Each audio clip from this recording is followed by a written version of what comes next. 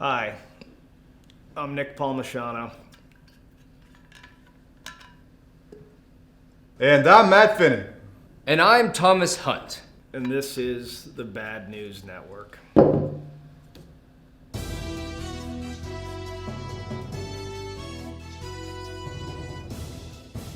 You motherfuckers. You dumb, stupid motherfuckers.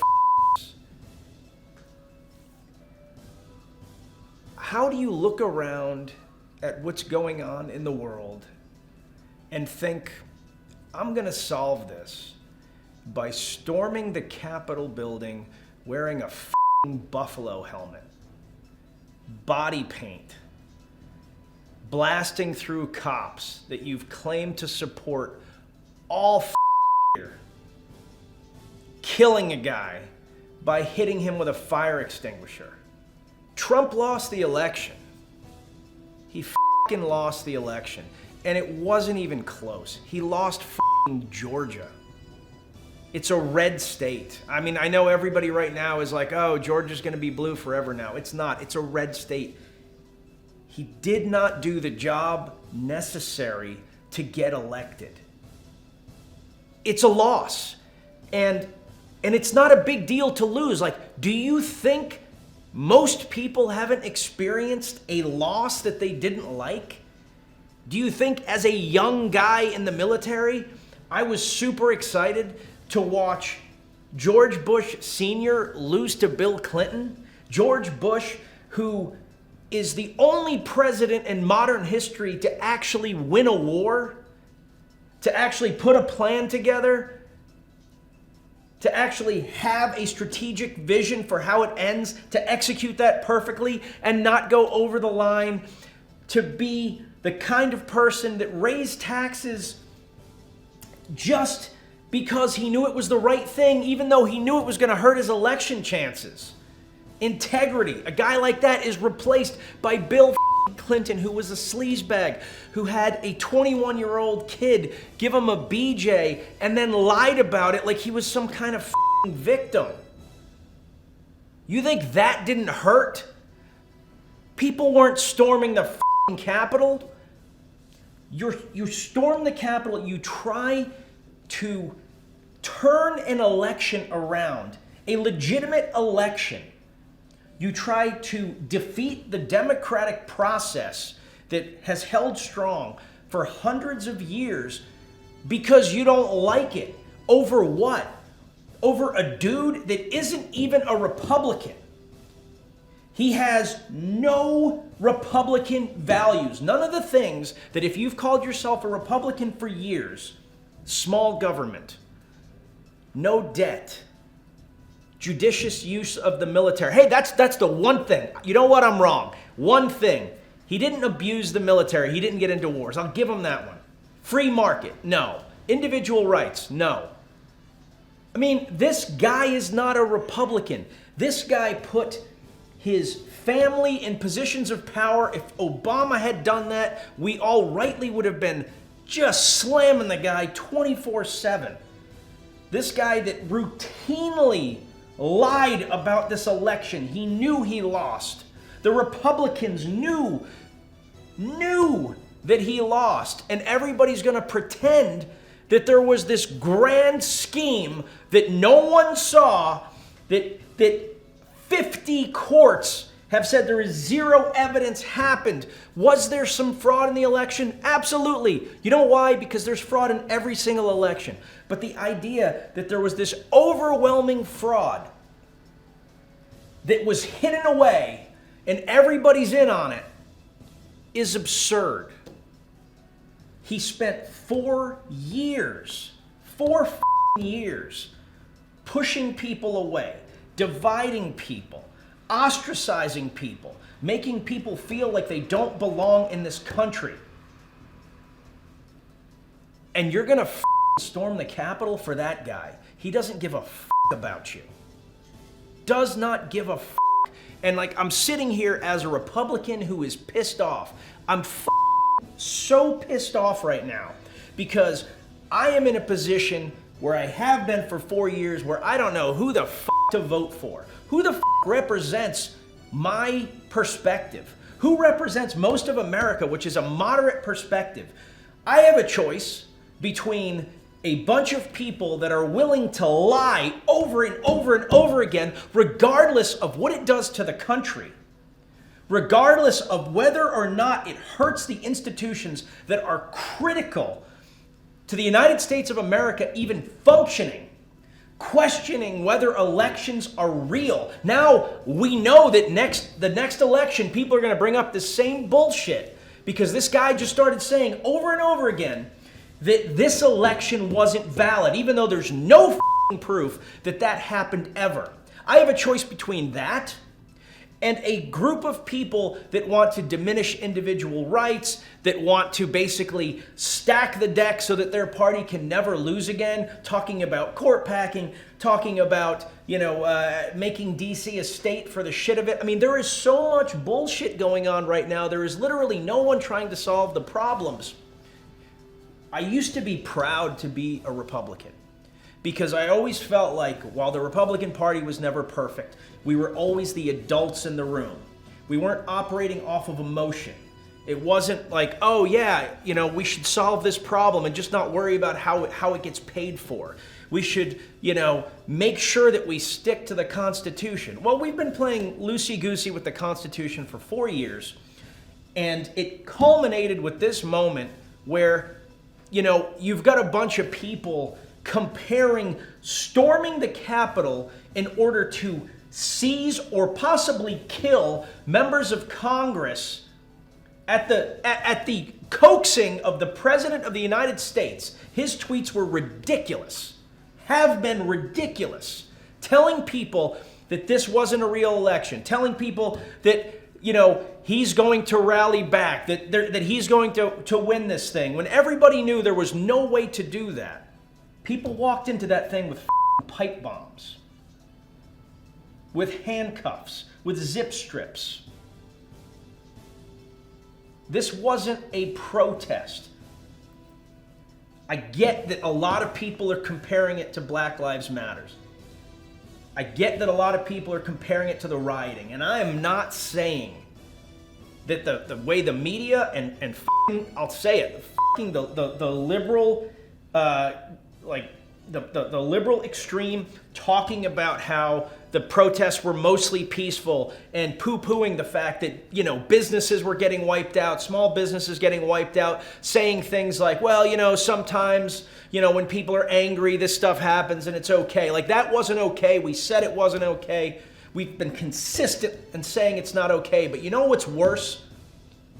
It is one thing to destroy a city block in a stupid riot. It is another thing to wage war on the institutions that we rely on for our country. We rely on the idea that you have to have a peaceful transfer of power, that we all get a voice, that no one's voice is worth more than anyone else. And once we vote, we count the votes, and that's it, whether we like it or not. There have been so many elections I have not been happy with. But so what? My voice is one voice. So now, we've got a president who told people the election was a lie, who rallied up a bunch of people. And it's easy to say, oh yeah, these guys were all just stupid morons. They're idiots or whatever. Like, there are people that believe in this man, that believe in him wholeheartedly for whatever reason. And you can throw stones, you can do whatever, but like, when you're a leader, there is a responsibility. There were CEOs that stormed the Capitol building. Government employees, veterans. It's easy to be like, oh yeah, they're all pieces of shit.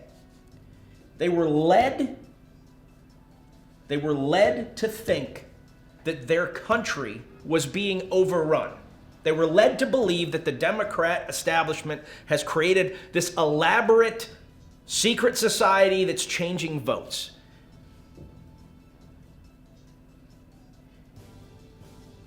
We're all responsible for our own actions, but you cannot have a party that endorses this kind of bullshit and be taken seriously.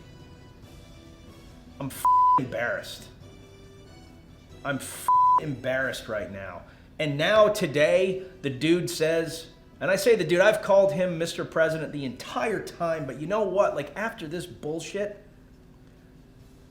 the guy says today he's not going to show up for Biden's inauguration.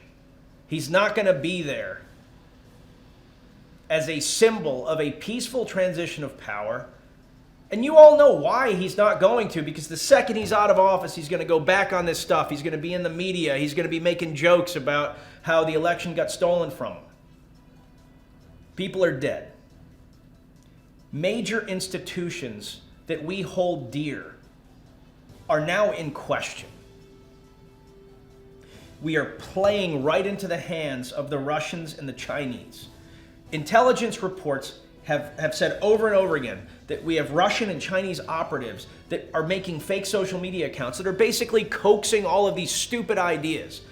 But they don't have to work that hard when the president's echoing them. This isn't a thing where, like, I'm sitting here bashing individual Americans, but, like, you guys have to think about this. I've never seen it like this in my lifetime. You know, if you're out on social media right now, and this goes for liberals, this goes for Republicans, whatever you call yourself, if you're out there saying, I'll never forgive so-and-so, or this is going to be war, or we're going to do this, we're going to do that, we're going to get these people back. Get people back for what? If you're a politician, your job is to solve problems. What problems have been solved in the last 4 years, in the last 8 years? What congressional members are trying to solve problems? Spending all their time with, like, little quips on Twitter. F you. F you. Solve some problems. Right? I'll tell you what, another, you know, like Mitch McConnell, man, I've been a Republican my entire fucking life. Mitch McConnell making jokes about how he stopped all this legislation on Fox the other day, you know, about how he stacked the deck and blocked a bunch of judges at the end of the Obama administration so he could stack the deck in this administration. That kind of shit, I mean, it's bullshit, but that kind of shit would have never happened under any other administration because he would have been seen as repulsive. But the president has lowered the bar over our expectations of what politicians do so much that now everybody thinks they can do it. The left, the right, the stuff that politicians say now is absurd. Like, I don't give a shit that you can make somebody feel bad on Twitter, on Facebook, you know, little mic drops and shit. That's not your fucking job. Your job is to run this fucking country. Congress is an embarrassment. Fucking embarrassment. There is nobody in my organization right now that I wouldn't rather have in Congress than all you motherfuckers. And you've played games with each other for 4 years. 4 years. Bullshitting back and forth. 4 years. The president doing whatever he wants. Making excuses for him on the right. Pretending everything that he did was Hitler on the left. Like, it's so absurd, nobody takes you seriously. And the media jumps on board and they take anything that is remotely incendiary and they blow it up to the highest level. But we're not hearing about anything of substance. You know, I'll tell you what. I said this is absurd, and I already know what the comments are going to be like in this. Like, I f***ing sold out, I'm a rhino, whatever. People called Romney a rhino because he didn't go in lockstep with this guy. I'll tell you what, I guarantee Mitt Romney feels like his integrity is intact. I guarantee he sleeps like a baby because that motherfucker is right. Everything that guy's been saying all year is right. Actual Republican. Oh, Mitt Romney's boring. He sure is. I sure wish we had more boring. I sure wish we had more people trying to actively solve problems.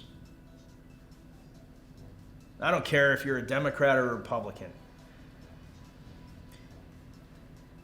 We elect these f***ing assholes. We elect these people and then we cheer them on social media when they smack down another politician, when they make funny videos, when they do things that are meaningless. Where's the legislation? We have so many problems right now. American healthcare is f***ed. There's a lot of ways to solve it. Anybody working on it? We get Democrats just saying free healthcare. We got Republicans saying no. Any other solutions? Could you guys maybe sit down and talk about it? Look at base causes, solve any problems? We've got people that can't afford college, but college is critical. China is churning out a million STEM PhDs a year. Our biggest rival is creating knowledge, intelligence, ability. We've got kids graduating from high school that cannot even do basic algebra. Maybe Congress could look at that problem. I can go on and on. We all know that there's issues. We have a disease that has dragged our economy down, that has killed over 300,000 people. Are we working together to solve that problem? No. We put out a bullshit bill that put $600 in the pockets of Americans, did jack shit for small business, and put $800 billion or something overseas. Like, you guys are just such a f***ing disappointment. And this moment right now is the most disappointing political moment of my entire life. Storm the f***ing Capitol dressed like a bunch of f***ing assholes with pipe bombs and zip strips. You are lucky. You are lucky that the Capitol Police didn't just decide to stack bodies. We elect these motherfuckers. We elect them. We choose these shitty people. We choose to be shitty to each other. We choose to create that friction that allows assholes like this to play off it, that allows China and Russia to feed that friction. And I'll tell you what, like, if you're throwing those kinds of comments on social and you're being a dick and you're saying, I'll never forgive anyone that voted for Trump, I'll never forgive anybody that voted for Biden, whatever the your thing is, you're a fucking idiot. And you're hurting the country. Tim Kennedy put out a video yesterday that basically said, guys, why are we committing violence? No matter, we have these political disagreements. And if you're attacking somebody, if you're committing violence on someone, you're committing violence on another American, another person that is trying to solve problems, another person that has a family, another person that is going to work every day, another person that might be called on to defend the country in the event of a war. It was a good message. And you know what the responses were? There were two responses, basically, that were over and over again in the comments. And one of them was, Tim, you're a f***ing rhino. Where were you with Black Lives Matters? Even though the guy said over and over again that, like, violence during Black Lives Matters was a bad thing. And the other comments were, don't both sides this. You should be coming down on Trump. Like, guys, I'm just going to tell you, like, if where you're at is that for the rest of your life, you're going to call people that have a different political view the enemy, we are going to actually end up in civil war. And you're not going to like it. Because it's not us watching idiots storm the Capitol. It's you shooting your neighbor in the face or your family getting shot in the face. It's no more worried about what you're getting for Christmas, but worried about how you get food and water. drinking from streams that people are also shitting in. It's the best country in the world. We have limitless opportunity. And we are committing violence over a guy that was born rich, has never not been rich, has never been accountable for any of his actions, banged porn stars, banged Playboy models, all while married, has been married 107 times or whatever, has absolutely no Christian beliefs. And I say that only because, not because I don't care what you believe, but I say that because that's been such an important thing for so long with so many voters, and this guy has none of that. And he told you to essentially go against the Constitution and overturn an election. And some of you f***ing did it. Some of you tried. It's f***ing disappointing. And I don't care what anybody thinks about what I said. I don't f***ing care. The morning of the day the Capitol got stormed, Rudy Giuliani gave a speech saying that they needed more time, they, the administration, to show that the ballots and the machines that were taking the voting were fraudulent and corrupt. He said that if they were wrong, they'd be made fools of, but if they were right, that a lot of those other people were going to jail. He then proclaimed, "Let's have trial by combat." Now, I don't know at what point it had occurred to Rudy Giuliani that he has either the ability or the skill to fight and win in single combat, but I assume it happened sometime between nap time and dementia. I think Crenshaw could do some real damage, and I think Cory Booker would be a handful, but Rudy Giuliani, nah, he ain't cracking that pound for pound list. Anyways, that statement alone has been largely blamed in part with Trump for inciting the storming of the Capitol. In simple terms, Jack Ma is the Jeff Bezos of China. He created Alibaba. He is one of the wealthiest people in China. Lately, Jack has been reaching out about regulations imposed by the Chinese government. So coincidentally, he's been reported missing since November. Over the past year, Jack Ma's holding companies have been making big waves in the tech industry. Word has it that CCP doesn't like it when companies are too independent of them. Surprising, I know. So they will essentially punish or neuter companies that they can't control and install their own leadership instead. Jinping gonna Jinping. For example, Jack Ma recently made a payment affiliate group, and its initial public offering, $37 billion. CCP stepped in last minute and canceled. Then it launched an antitrust probe into Alibaba. As of yesterday, it's been reported that the Chinese government has ordered media censorship on anything related to Jack Ma. Jack Ma who? So obviously, he's either kidnapped or dead. On Christmas morning, a bomb was detonated in downtown Nashville, Tennessee. 63-year-old Anthony Warner, who died in the suicide explosion, set a bomb off in his camper, which he parked downtown. No other lives were lost in this explosion, and that's because he had a speaker going, warning people that there was a bomb in the camper and they needed to evacuate the area. Originally, his motive was unknown, as this was kind of a weird attack, but as the investigation went on, we got a better glimpse into the mind of Anthony. There's a laundry list of weird stuff on there, but kind of the main thing that really stuck out was that we've been taken over by transdimensional lizards, and they're injecting our DNA with molecular altering serums. Pretty standard stuff, really. 40 businesses were damaged in the explosion, including AT&T, which led to conspiracy theories that he wanted to take down the network, but it really just seemed like some crazy person with a homemade bomb.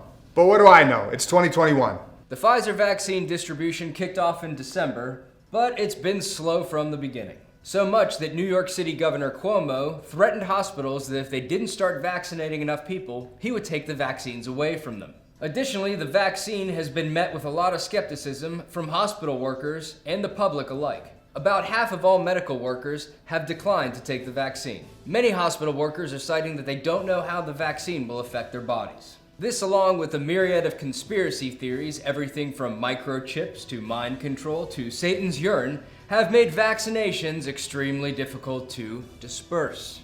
Scientists have poured time and energy into a new mRNA delivery system to respond to the pandemic. The World Health Organization has authorized it for emergency distribution. However, they've expressly stated that this is not a cure and people could still contract and carry the coronavirus. This has led many to opt out of this vaccine and just hold off and see how this is going to affect people before they take it. The $600 stimulus checks have reportedly been going out and have been hitting people's direct deposit. That's the good news. Now for the rest. The IRS has only gotten a small percentage of those checks out, and they have until January 15th to finish. If they don't get the people's checks to them in time, the IRS's owings to these people will increase dramatically, and a lien will be placed on the IRS's holdings, right? Yeah, I'm kidding.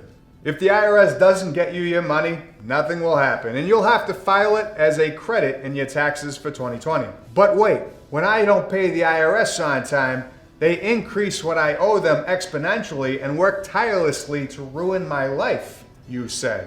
So shouldn't that also apply to them, you ask? Well, they say unto you in the immortal words of Pauly Cicero, "F you, pay me." Last week, Nancy Pelosi issued a set of legislative ethics reforms for Congress. In her own words, she said that this would make Congress more effective and transparent to the American public. So right off the bat, you know it's an avalanche of bullshit. The most viral change was the change of pronouns and familial relationships to gender neutral on the floor of the House. This became evident when House Representative Emanuel Cleaver ended the session with a prayer and ending with Amen, immediately followed by Awoman. These are the people in charge of our country. But let's be honest, it's not really their biggest f***up. Wisconsin pharmacist Stephen Brandberg admitted to spoiling batches of the new COVID-19 vaccine. When the hospital approached him and asked him if he had done it by accident, he admitted that he did it on purpose. This has added fuel to the fire for the conspiracy theories surrounding the COVID-19 vaccine and has put people towards different spectrums of why this happened. Some are saying that Stephen acted because he knew something about the vaccine that we don't know, that it's actually going to hurt us and wanted to step in front of that train for us. That's on the lighter side. Others are saying that he's basically John Connor and wants to prevent us from future mutations and overthrowing a future conspiracy that is going to take control of your minds. And who said being a pharmacist was boring? England has officially gone back to lockdown this week. The government has stated that this is one final push and they think this will be the one to break all of these COVID issues and epidemics. You know what they say, third time's the charm. No, really, this time it's for real. The other attempts were just test runs. This is different. Britain has the second highest COVID positive test rates in Europe, besides Germany. As of Tuesday, they've been reporting at least 60,000 plus cases per day. A side note, the US hasn't seen less than 60,000 cases per day since October 25th of last year.